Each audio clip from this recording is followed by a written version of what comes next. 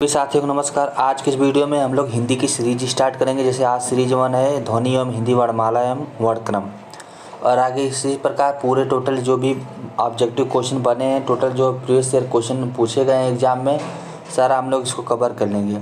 क्योंकि थ्योरी पढ़ लेने से और उसके बाद क्वेश्चन ना करने से आने वाले एग्जाम में बहुत ज़्यादा प्रॉब्लम होती है और क्वेश्चन सॉल्व नहीं होता है। इसलिए थ्योरी पढ़ने के बाद ये वाली बुक जो भी आप लोगों के पास अगर बुक है तो इसको जरूर रिवीजन करिएगा, नहीं तो हम इस क्वेश्चन को जो सीरीज है वाला यार, इस सीरीज को आगे बढ़ा देंगे और टोटल बुक कंप्लीट कर देंगे। जैसे आज के वीडियो में देख लेंगे हिंदी वर्णमाला, और आगे देंगे संज्ञा सर्वनाम, ये सब जितना भी क्वेश्चन बनता है और पूछा गया है इससे सारे रिलेटेड क्वेश्चन कर लेंगे। तो चलिए आज का पहला क्वेश्चन देखते हैं। जो आज वर्णमाला से क्वेश्चन स्टार्ट करेंगे उसको थोड़ा जूम कर लेंगे जिससे और भी अच्छे तरह समझ में आएगा, नहीं तो टोटल इस तरह करके देख लेते हैं। इस तरह भी सही है, दोनों तरफ साइड का क्वेश्चन दिखता रहेगा। बात करें पहला क्वेश्चन की, शब्द की सबसे छोटी इकाई क्या कहलाती है? जो शब्द की सबसे छोटी इकाई कहलाती है वर्ण। इसको थोड़ा जूम ही कर लेना सही है।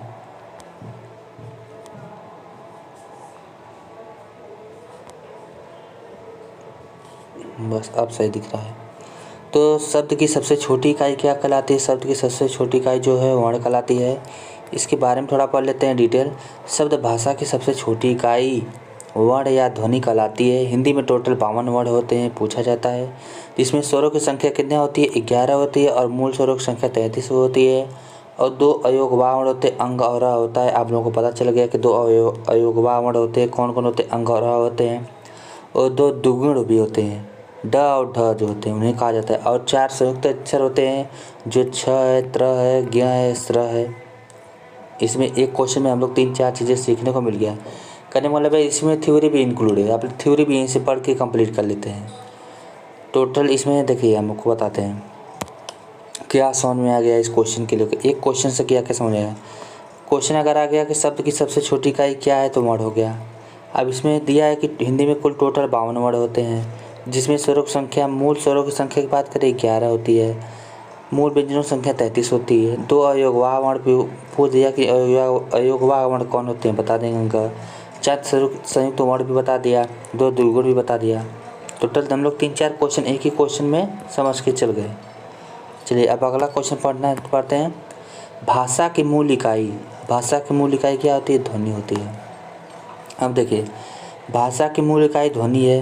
भाषा की पूर्ण सार्थक इकाई वाक्य है। वाक्य से छोटी इकाई उपवाक्य, उपवाक्य से छोटी इकाई पदबंध, पदबंध से छोटी इकाई है शब्द या पद, पद से सबसे छोटी इकाई है अक्षर, और अक्षर से सबसे छोटी इकाई ध्वनि या वर्ण। करने मतलब है पहले देखिए ध्वनि या वर्ण आया, फिर अक्षर, ध्वनि वर्ण से अक्षर बन गया, फिर पद या शब्द बन गया, फिर पदबंध बन गया, फिर वाक्य बन गया, फिर वाक्य बन गया।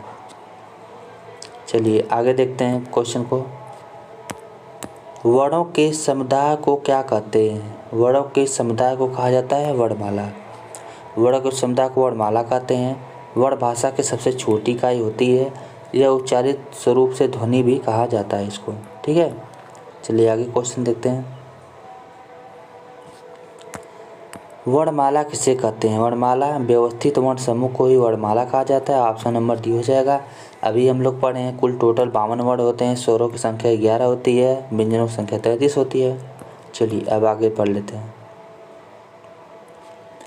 अब देखिए इसमें इस एक क्वेश्चन में कितना क्वेश्चन हम लोग पढ़ लेंगे और अच्छे समझ लेंगे। हिंदी भाषा की कुल वर्ण लिपियाँ हैं, अभी आप लोग पढ़े हैं कि टोटल होती है 52, ठीक है।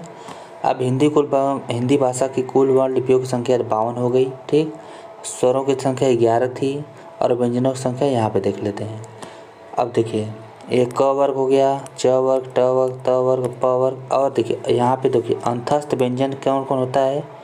य, र, ल, व, और उसमें व्यंजन हो गया तीनों स और ह। अंतस्थ व्यंजन हो गया य, र, ल, व, उसमें व्यंजन हो गया तीनों स और ह, ठीक है। अब यहाँ से क्वेश्चन देख लेते हैं कौन सा क्वेश्चन है। अब यहाँ देखिए उसी क्वेश्चन का था। संयुक्त व्यंजन कौन होते हैं? छ, त्र, ज्ञ, स्र होता है, 4 हो गया। और अयोगवाक अभी पढ़े हैं, अंग और द्विगुण हो गया, टोटल हो गया 52, ठीक है। देखिए छठा क्वेश्चन क्या है? हिंदी में ध्वनियाँ कितने प्रकार की होती हैं? हिंदी में ध्वनियाँ कितने प्रकार की होती हैं? 2 होती हैं। स्वर और व्यंजन। ठीक है, अब आगे देखते हैं, पढ़ते हैं। वर्णों के कितने भेद हैं? अभी पढ़े हैं, 2 भेद होते हैं। 8वां क्वेश्चन है, जिनका उच्चारण स्वतंत्र रूप से होता है और जो व्यंजन के उच्चारण में सहायक होते हैं वह तो स्वर होते हैं। 9वां क्वेश्चन है, जिन वर्णों का उच्चारण स्वतंत्र होता है उन्हें स्वर कहा जाता है। अभी पढ़े हैं। आगे देखते हैं 10वां क्वेश्चन क्या पूछा है, हिंदी वर्णमाला में स्वरों की संख्या कितनी है? अभी कई बार पढ़ चुके हैं, 11। व्यंजनों की संख्या कितना? 33। हिंदी वर्णमाला में स्वरों की संख्या 11 है। अ, आ, छोटी बड़ी, छोटा उ बड़ा, और ए, ऐ, ओ और ओ। ठीक है, अब आगे देखते हैं। अब देखिए इसमें निम्नलिखित में से कौन स्वर नहीं है? अभी यहीं देख लीजिए, सारा स्वर यहीं दिख रहा है और एक उसमें कौन सा स्वर नहीं है, तो ऑप्शन नंबर डी हो जाएगा यहाँ।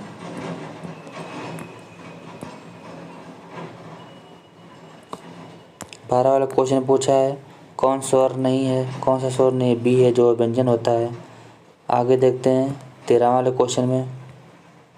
13वां क्वेश्चन अच्छी तरह समझना है, थोड़ा इसको जूम आउट कर लेते हैं। निम्नलिखित में से कौन सा मूल दीर्घ स्वर नहीं है? ऑप्शन नंबर डी, जो ओ है वह दीर्घ स्वर नहीं। अब देखिए, जो टोटल तो 11 स्वर होते हैं, लेकिन इसमें होता है ह्रस्व स्वर, दीर्घ स्वर, संयुक्त स्वर। अब देखिए, ह्रस्व स्वर कौन होता है? जिन स्वरों की उत्पत्ति दूसरे स्वरों से न होकर स्वतंत्र रूप से होती। कौन कौन ह्रस्व स्वर हो गए? 4 हो गए। अ, छोटी, छोटा ऊ और री हो गए ह्रस्व स्वर, जिसे मूल स्वर भी कहते हैं। अब दीर्घ स्वर कौन हो गए? आ हो गया, बड़ी हो गया, बड़ा ऊ हो गया, ये हो गए दीर्घ स्वर। संयुक्त स्वर अभी पीछे पड़े 4, जिसमें वो तो व्यंजन का पढ़े थे, अभी स्वर का पढ़िए। ए हो गया, आई हो गया, ओ है और औ है, और किसे किसे मिलकर बना है ये भी क्वेश्चन पूछता है। ए अ और ई से, ऐ जो अ और ए से, ओ जो बना है अ और ऊ से, औ बना अ और औ से। ठीक है, अब आगे देखते हैं। निम्न में दीर्घ स्वर है? ऑप्शन नंबर बी दीर्घ स्वर है, बड़ी है। दीर्घ स्वर कौन सा है? हाँ, 16 क्वेश्चन है। अब देखिए, इसमें संयुक्त स्वरों की बात कर रहा है, तो कौन सा संयुक्त स्वर हो जाएगा? 4 हो गए, ए, ऐ, ओ, औ। मात्रा के आधार पर स्वर कितने प्रकार के होते हैं? मात्रा के आधार पर कितने प्रकार के होते हैं स्वर? 3 प्रकार के होते हैं। अभी आप लोग पढ़े हैं ना, 3 प्रकार, ह्रस्व स्वर, दीर्घ स्वर और संयुक्त स्वर। अब देखिए, यहाँ ह्रस्व स्वर दीजिए डायरेक्ट, 4 यहाँ हो गए ह्रस्व स्वर या मूल स्वर, और दीर्घ स्वर यहाँ पे हो गया। और आगे यहाँ देख लीजिए, प्लुप्त स्वर 3 मात्रा का समय होता है। 18 नंबर क्वेश्चन क्या है? वर्ण तालिका के अनुसार ह्रस्व, दीर्घ और प्लुप्त क्या है? ये सब हैं स्वर। स्वर ध्वनि के प्रकार कौन है? स्वर ध्वनि के प्रकार हैं दीर्घ स्वर, ह्रस्व स्वर या प्लुप्त स्वर, तीनों हो जाएंगे। अब देखिए, जिह्वा के आधार पर पूछे, यहाँ से क्वेश्चन देखिए, यहाँ भी बना है, सारा क्वेश्चन बनेगा यही पूछेगा, इससे ज़्यादा कहीं पूछ नहीं था। जीभ के आधार पर बोले तो जिह्वा के आधार पर स्वर कितने प्रकार के होते हैं? होते हैं 3 प्रकार के, अग्र स्वर, मध्य स्वर, पश्च स्वर। अब अग्र स्वर में कौन कौन आएगा? छोटी, बड़ी, ए, ऐ। अब मध्य स्वर में ओनली 1 अ आएगा, और पश्च स्वर में आ जाएगा आ, छोटा ऊ, बड़ा ऊ, ओ और औ। आप आगे देखते हैं, अर्ध विवृत स्वर है ऐ जो है, अब कौन कौन होता है? मुख्य कुद्वार के खुलने के आधार पर स्वर 4 प्रकार के होते हैं। कौन कौन होता है? विवृत, अर्ध विवृत होता है, अर्ध संवृत होता है और संवृत होता है। तो जैसे देखते हैं, जैसे विवृत हो गया, विवृत में कौन आ जाएगा? आ जाएगा। अर्ध विवृत में आ जाएगा अ, ऐ, आ और औ, और अर्ध संवृत में आ जाएगा ए और ओ, और संवृत में आ जाएगा छोटी, बड़ी, छोटा ऊ, बड़ा ऊ। अब देखिए, यहाँ से क्वेश्चन कैसे बनेगा, पूछ देगा निम्नलिखित में विवृत कौन सा है, अर्ध विवृत कौन सा है, अर्ध संवृत कौन है, संवृत कौन सा है। तो हमको जानना पड़ेगा ना विवृत कौन कौन है, अर्ध विवृत कौन है, अर्ध संवृत कौन है, संवृत कौन। इन सबको जानने के आधार पर हम लोग क्वेश्चन का आंसर बहुत आसानी से दे देंगे। जिनकी ध्वनि केवल मुख मुख से निकलती है। जिसकी ध्वनि केवल मुख से निकलती है वे कौन से होते हैं? वृत्ताकार स्वर, अनुनासिक स्वर, समृद्ध स्वर या निर्नुनासिक स्वर। अब 22वां का यहाँ देख लिए, जिसकी ध्वनि केवल मुख से निकलती है वे निर्नुनासिक स्वर होते हैं। ऑप्शन नंबर डी सही था। 23वां क्वेश्चन है, भाषा विज्ञान की दृष्टि से बड़ाऊ किस प्रकार का स्वर है? यह पक्ष समृद्ध स्वर है। आगे देखते हैं, ओठों की आकृति के आधार पर निम्नलिखित में से कौन अवृत्तमुखी स्वर है? छोटी। अवृत्तमुखी और वृत्तमुखी कौन कौन होते हैं? देखिए, जिन स्वरों के उच्चारण में ओठ वृत्तमुखी या गोलाकार नहीं होते वह अवृत्त स्वर होते हैं, जैसे अ, आ, छोटी, बड़ी, ई, ए। अवृत्तमुखी कौन होते हैं? जिनका अगर बोला जाए तो जो मुख होता है अपना वो गोलाकार बन जाता है, वृत्त बन जाता है। जैसे आप बोल के देख लीजिए, ऊ बोल लीजिए, छोटा ऊ, बड़ा ऊ, ओ, औ और आ बोल लीजिए, ये हो जाएंगे वृत्तमुखी। 25वां क्वेश्चन, निम्न में से कंठवर्ण कौन सा है? इसमें कंठवर्ण हो जाएगा आ। कौन सा वर्ण ओष्ठ नहीं है? जो आ हो जाएगा वह ओष्ठ नहीं हो जाएगा। निम्न में से ओष्ठ वर्ण कौन सा है? ऑप्शन नंबर डी हो जाएगा ऊ, ओष्ठ वर्ण। अब इसमें देखिए, यहाँ पे पूरा टोटल भागों में बांट दिया और सबसे ज़रूरी यही चीज़ है। अगर इसी का स्क्रीनशॉट मार के रख लेंगे तो क्वेश्चन बहुत अच्छा से हो जाएगा। पूछ देगा कंठ कौन कौन है? औरा को कंठ बोलते हैं। तालु कौन होता है? छोटी बड़ी होता है। मूर्धा कौन होता है? ऋषि, कहते हैं मूर्धन्य श्री। ओष्ठ को बोलेंगे छोटा बड़ा को ओष्ठ बोल देंगे। ए होता है कंठ तालु और कंठ ओष्ठ होता है ओ और ओ। यहीं से क्वेश्चन बनेगा इम्पोर्टेंट।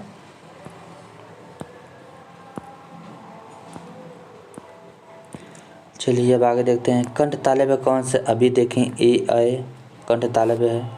किस वर्ण का उच्चारण स्थान कंठ तालु है? अभी पढ़ें, अय जो होता है, अय के उच्चारण में कंठ और तालु की सहायता ली जाती है। अभी पढ़े हैं। ओ औ किस प्रकार के वर्ण है? कंठोस्थ हैं। अभी पीछे वाले क्वेश्चन में देखे हैं। इनमें से ओ का उच्चारण स्थान कौन सा है? कंठोस्थ है। छोटी बड़ी च, छ, ज, झ, यहाँ आदि के उच्चारण किससे होता है? होता है तालव्य से। वर्णमाला का कौन सा अक्षर पुल्लिंग नहीं है? छोटी बड़ी, यह है स्त्रीलिंग। आगे देखते हैं 35वां क्वेश्चन, किस शब्द में री स्वर नहीं है? ऑप्शन नंबर डी आज। कृपा, दृष्टि, कृष्ण सब में री स्वर है। 36 नंबर क्वेश्चन की बात करें, निम्न में से कौन से शब्द में री की मात्रा का उपयोग हुआ है? क्रिया, रिपु, वर्षा, वृष्टि। सभी लोगों को दिख रहा है वृष्टि में री का प्रयोग हुआ है। यूपी कांस्टेबल 2018 में क्वेश्चन पूछा गया है। आगे देखते हैं चित्र।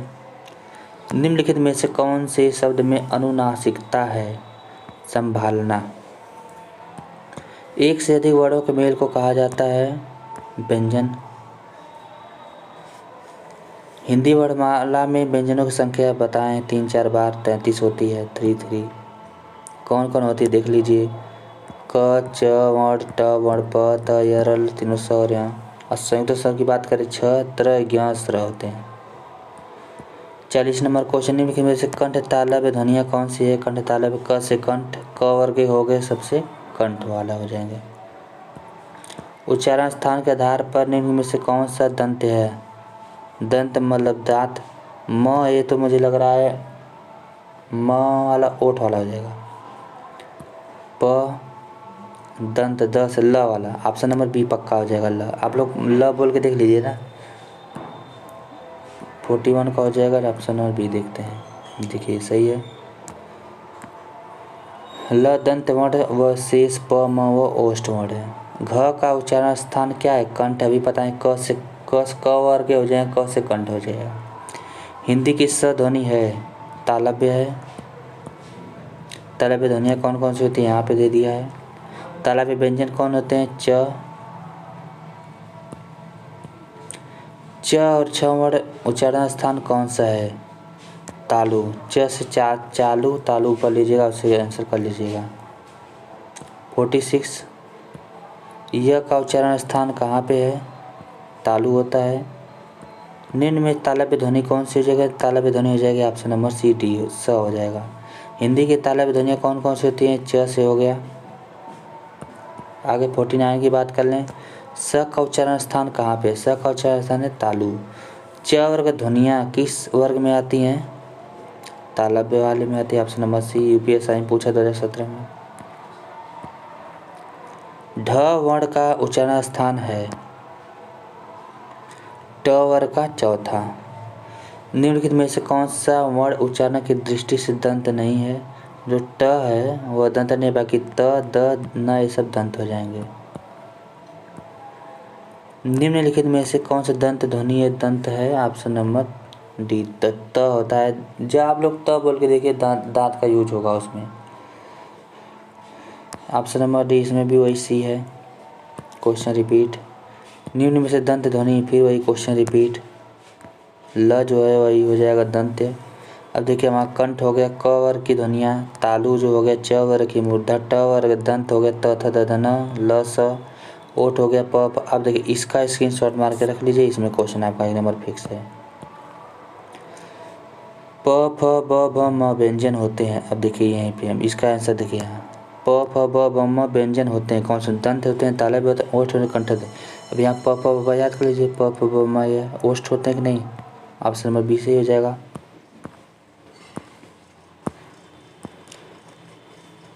आगे देखते हैं हिंदी के ब ध्वनि कौन सी है? ओष्ठ ध्वनि है। वह उच्चारण स्थान है दंतोष्ठ का। आगे देखते हैं क्वेश्चन क्या पूछा गया है। 59 निम्नलिखित ध्वनियों में कौन सी दंतोष्ठ है? वह जो है दंतोष्ठ हो जाएगा। 60 नंबर क्वेश्चन में निम्नलिखित में से ट वर्ग में नहीं आता। ट वर्ग में ध थोड़ी आता, त थ द ध न भी होता है ना, ट वर्ग में थोड़ी आएगा, ट ड ढ न होता है। अब वर्ग ने क ख याद करना पड़ेगा, तो इसको क ख याद कर लीजिएगा। क वर्ग, च वर्ग, ट वर्ग, त वर्ग, प वर्ग क्या क्या होता है। 61 क्वेश्चन देखते। निम्नलिखित में से स्पर्श व्यंजन कौन सा नहीं है? जो यह स्पर्श व्यंजन नहीं है बल्कि क्या है? अंतस्थ व्यंजन है। सभी स्पर्श व्यंजन कौन से वर्ग में आते हैं? क वर्ग में आते हैं, च वर्ग में आते हैं, प वर्ग में आते हैं, द वर्ग में आते हैं। 63 निम्न में अंतस्थ व्यंजन कौन सा है? जो स है वही तो अंतस्थ व्यंजन है। 2018 के वीडियो एग्जाम में पूछा गया क्वेश्चन है। 1 मिनट। निम्न में अंतस्थ व्यंजन कौन सा है? अंतस्थ व्यंजन तो वह हो जाएगा ना, ऑप्शन नंबर सी हो जाएगा।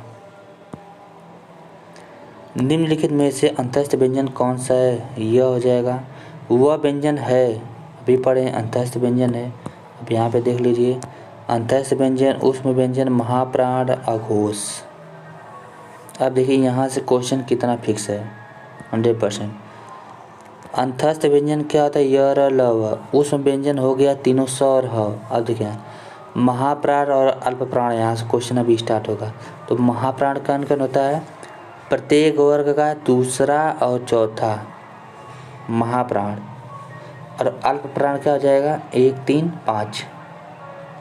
दूसरा चौथा मतलब सम संख्या। महाप्राण, अल्प प्राण, विषम संख्या। अघोष क्या होता है? वर्ग का पहला दूसरा व्यंजन होता है, जो होता है अघोष। और तीसरा चौथा पांचवा हो जाएगा सघोष।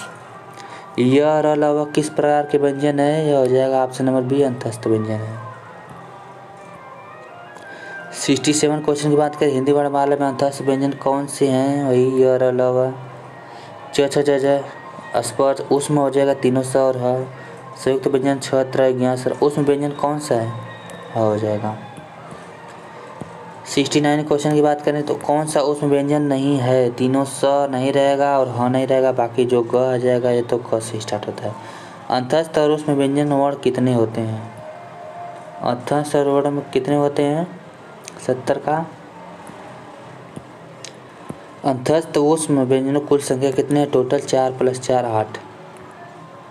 अंतस्थ व्यंजन 4 और ऊष्म व्यंजन य र ल व और तीनों स और ह, टोटल मिला के 4 + 4 8। अब यहाँ से क्वेश्चन 71 71 वाले क्वेश्चन में क्वेश्चन बनता है ये, दो व्यंजन जब एक साथ मिलते हैं तो क्या कहलाते हैं? यह कहलाते हैं संयुक्त व्यंजन, जब दो व्यंजन एक साथ मिलते हैं। तो छ किससे किसके मिलकर बना है? क और स से मिलकर बना है छ। त्र बना है आधा त प्लस र से मिलकर बना है। ज्ञ बना है ज और इया से। अस्रा बना है स प्लस र से। अब यहाँ से क्वेश्चन पूछता है छ किस किस शब्द से मिलकर बना है? त्र किससे मिलकर बना है? ज्ञ किससे मिलकर बना है? स्र किससे मिलकर बना है? यहाँ से क्वेश्चन पुटअप होता है। 72 इनमें से कौन सा संयुक्त व्यंजन नहीं है? फ तो वही नहीं है। निम्नलिखित में से कौन सा संयुक्त व्यंजन है? अब इसमें ऑप्शन नंबर डी बी हो जाएगा। छ वर्ण, देखिए क्वेश्चन जो हम बोले अभी बन गया। छ वर्ण किसके योग से बनता है? क और आधा क और स से मिलकर बना है छ वर्ण। अच्छा वर्ण निम्न में से किसके अंतर्गत आता है? आता है संयुक्त व्यंजन। फिर वही बात, ज्ञ किस वर्ण किस शब्द से बना है? अभी पढ़े हैं, ज और यहाँ से बना है। हिंदी वर्णमाला में कुल कितने अयोगवाह हैं? टोटल 2 अयोगवाह हैं। कौन से होते हैं? अनुस्वार और विसर्ग। आगे चलते हैं 78 नंबर क्वेश्चन पे हम लोग आ गए हैं। निम्नलिखित में से नासिक के व्यंजन कौन सा होता है? नासिक के व्यंजन कौन सा होता है? जो इया होता है उसी को नासिक के व्यंजन कहते हैं, और जो लास्ट में आता है वही अंगा इया र न म। 79 निम्न में से कौन सा व्यंजन संघर्षी है? हो जाएगा इसमें ऑप्शन नंबर ए है। तीनों स और ह व्यंजन कहलाते हैं, क्या कहलाते हैं? ऊष्म संघर्षी व्यंजन कहलाते हैं। अघोष वर्ण कौन सा है? अघोष वर्ण स हो जाएगा। निम्न में अल्प प्राण व्यंजन कौन है? बी। आगे चलते हैं, अल्प प्राण और महाप्राण, 2 इम्पोर्टेंट क्वेश्चन, थ्योरी यहीं समाप्त। अल्प प्राण क्या होता है और महाप्राण क्या होता है? इन व्यंजनों के उच्चारण में मुख द्वार वायु का निर्गमन होता है, नहीं पूछेगा क्वेश्चन, बस इतना हमको समझना है। प्रत्येक वर्ग का पहला तीसरा पांचवा अल्प प्राण, पहला तीसरा पांचवा मतलब विषम संख्या। महाप्राण प्रत्येक वर्ग का दूसरा चौथा सम। तो हम लोगों के सम से याद करेंगे महाप्राण और विषम से याद करेंगे अल्प प्राण। प्लस महाप्राण में तीनों स और ह आता है और अल्प प्राण में य और ल आता है। और आगे चलते हैं, निम्न में से कौन सा व्यंजन अल्प प्राण है? अभी यहीं पे रुकिए। अब पूछा है ना अल्प प्राण, तो अल्प प्राण देखिए है पहला विषम संख्या, पहला तीसरा पांचवा। इसमें पहला देखिए, पहला तीसरा पांचवा का है। जो ख है तो दूसरे पे आ जाता है क ख। जो च आता है देखिए पहले पे आ गया तो ये हो जाएगा च छ ज झ, हो जाएगा ऑप्शन नंबर सी। अल्प प्राण ध्वनियों का समूह कौन सा है? अल्प प्राण ध्वनियों का समूह हो जाएगा च ज इया हो जाएगा। कौन सी ध्वनि अल्प प्राण है? ऑप्शन नंबर, अल्प प्राण बोले तो 1 3 5। निम्न में से अल्प प्राण कौन से हो जाएंगे? ऑप्शन नंबर बी क और ग। सभी महाप्राण वर्णों वाला वर्ग कौन सा हो जाएगा? ख छ और ठ। महाप्राण ध्वनियों की बात करें तो महाप्राण दूसरा और चौथा से बनता है। निम्न में महाप्राण कौन सा है? ऑप्शन नंबर ए थ हो जाएगा। निम्न में महाप्राण व्यंजन है 90 वाला क्वेश्चन, ऑप्शन नंबर सी घ। महाप्राण इसमें पूछा है, भ हो जाएगा महाप्राण। अघोष वर्ण कौन सा है? सघोष और अघोष 92 का। ऑप्शन नंबर जी जो है अघोष वर्ण कौन सा हो जाएगा? स। आगे देखते हैं 93 क्वेश्चन, निम्न में से कौन सा वर्ण अघोष है? जो क है वह अघोष हो जाएगा। 94 का भी अघोष पूछा है तो जो च हो जाता है अघोष हो जाएगा। 95 में अघोष वर्ण पूछा है प। 96 में कौन सा वर्ण घोष पूछा है तो इसमें हो जाएगा द। घोष नहीं है तो घोष नहीं है। निम्न में घोष वर्ण कौन सा हो जाएगा? ऑप्शन नंबर ज।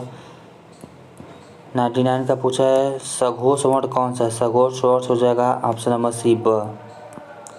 अब चलिए आगे देखते हैं, काकल्य वर्ण कौन सा होता है? काकल्य वर्ण है हाँ। र का विवरण बताइए। र का विवरण बहुत ही अच्छा क्वेश्चन है। जो र का विवरण बताया, यह वर्ड है, एक लुंठित वर्ड है, एक सघोष है और अल्पप्राण व्यंजन भी है, तीनों चीज़ है। आगे देखते हैं। सघोष और अघोष और अल्पप्राण है। प्रत्येक वर्ग का तीसरा, चौथा, पांचवा। सघोष अल्पप्राण प्रत्येक वर्ग का पहला, तीसरा, पांचवा अल्पप्राण। निम्न में से कौन सा व्यंजन पार्श्विक है? जो ल होता हो जाएगा पार्श्विक हो जाएगा। निम्न में अर्धस्वर कौन कहलाता है? अर्धस्वर कहलाता है य। अर्धस्वर दो होता है, य और एक होता है व। दो याद करिए, अर्धस्वर कहलाते हैं।